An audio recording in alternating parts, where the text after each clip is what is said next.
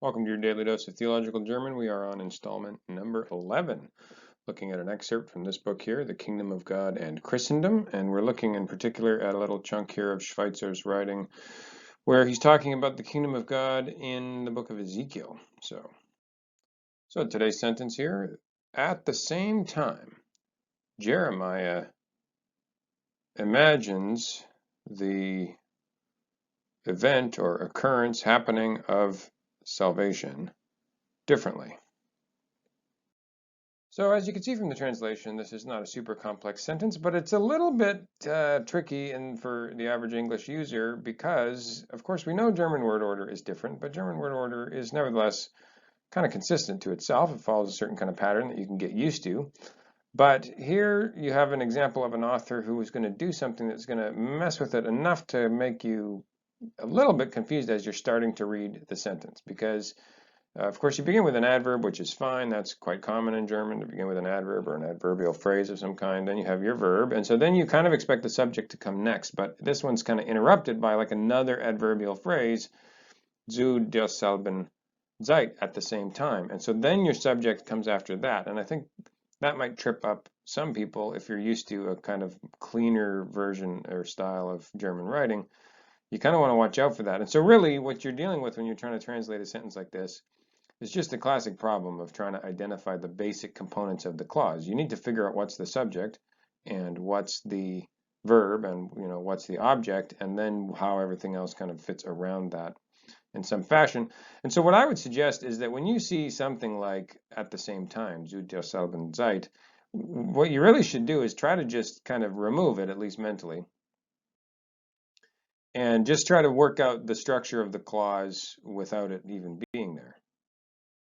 And so when you do that, you have a sentence that's not as confusing to look at, and you can kind of see like what the basic sense is. And so once you've done that, then you can just put that extra little phrase back in an appropriate way in your English translation. And that's kind of what I did when I translated it there originally. I just kind of did all that. So the only other thing I want to talk about on this particular sentence is this verb here, denken, which is the lexical form.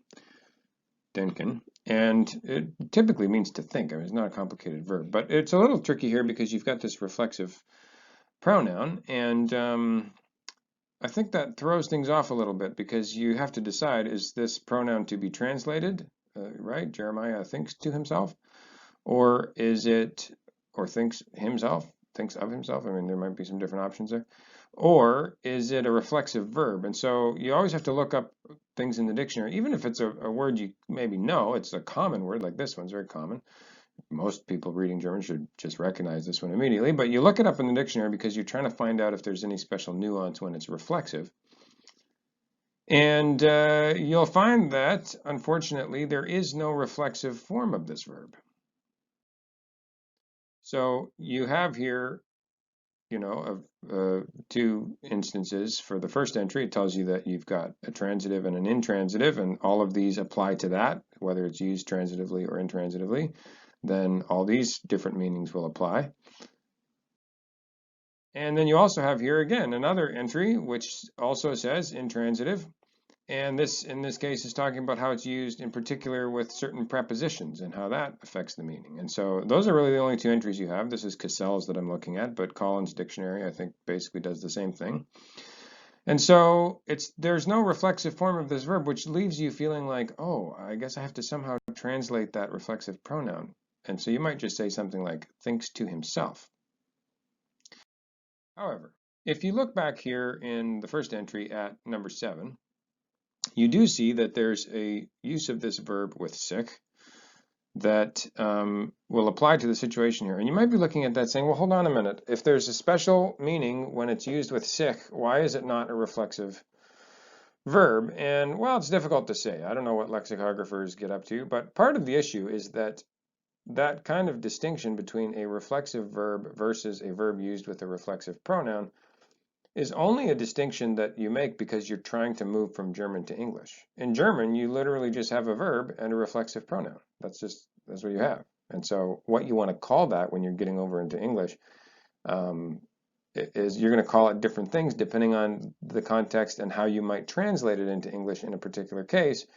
And so that's kind of, I think, part of the issue why there's a bit of fuzzy space between a reflexive verb, so-called, and a verb that's used with a reflexive pronoun as the kind of the object or something. But I think what you can see here is that it means to imagine or believe or to picture.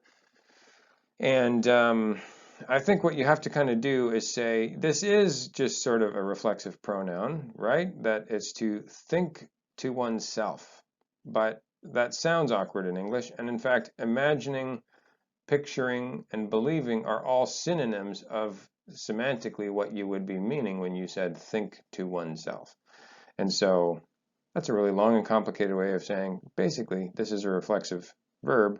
And when it's reflexive, it means something more like imagine, believe, or picture, not merely to think.